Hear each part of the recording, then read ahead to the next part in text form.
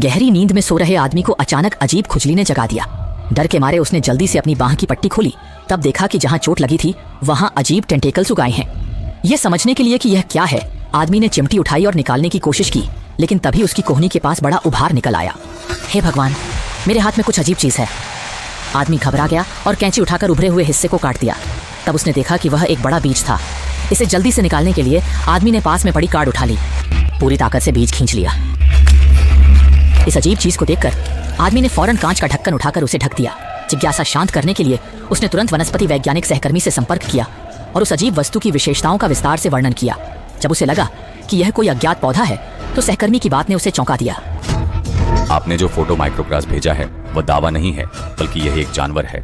अब वह आदमी और भी चौंक गया और तुरंत चूहे को निकालकर परीक्षण की तैयारी करने लगा। लेकिन जैसे ही उसने चूहे को बीज पर रखा, एक अजीब घटना हुई। अगले पल शक्तिशाली आक्रमण क्षमता ने कियांग को चिंतित कर दिया। उसने जल्दी से पतीला ढक्कन उठाकर सुरक्षा के लिए इस्तेमाल किया और रहस्यमय जीव को फ्रीजर में रख दिया। उसकी आक्रमण क्षमता कितनी बड़ी है, यह जांचने के लिए कियांग ने बड़े प्रयोगात्मक जानवर खरीदने का निर्णय लिया और बेटे शुआई को सख्त हिदायत दी कि वह बेसमेंट में न जाए। लेकिन वह दिन की घटना भूल गया था। पड़ोसी शियाओबाई ने जानबूझकर अपनी कार उसके घर के सामने खड़ी कर दी थी। गुस्से में उसने ड्राइवर की खिड़की तोड़ दी। जब शियाओबाई ने देखा कि कियांग सच में गुस्से में है तो वह अनिच्छा से अपनी कार हटा ले गया। सच में रात होते ही शियाओबाई अपनी प्रेमिका शियाओ मेई के साथ कियांग के घर में चुपके से घुस गया, कियांग से बदला लेने के लिए। उसने लात मारकर तहखाने की खिड़की तोड़ी और अंदर जाकर तोड़फोड़ की तैयारी करने लगा। लेकिन शियाओ मेई इससे सहमत नहीं थी और वहां से चली गई। बदला लेने के लिए आतुर शियाओबाई खिड़की से तहखाने में घुसा और अजीब पौधों को देखकर तुरंत बदला लेने की कार्रवाई शुरू कर दी। तहखाने में गड़बड़ी के बाद शियाओबाई फोटो लेकर अपनी उपलब्धि दर्ज करने की सोच रहा था। तभी अचानक सामने का फ्रीजर खुद खुला।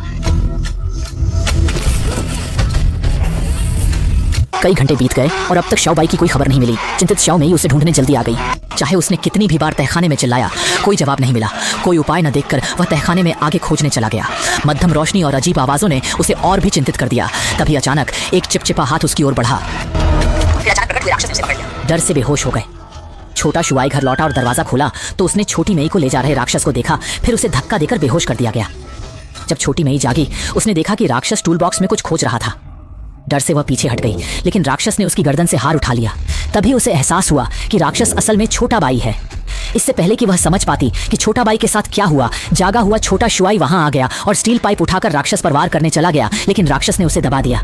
अब बदल चुके छोटे बाई को कठोर कदम उठाते देख रही थी। छोटी मेई ने लिफ्ट खींची और राक्षस मांस के टुकड़ों में बदल गया। गड़बड़ी का एहसास होते ही दोनों भागे, लेकिन उन्होंने नहीं देखा कि राक्षस जो पहले खून में था धीरे धीरे फिर से इकट्ठा हो गया और कार पर चिपक गया। फिल्म यहीं खत्म होती।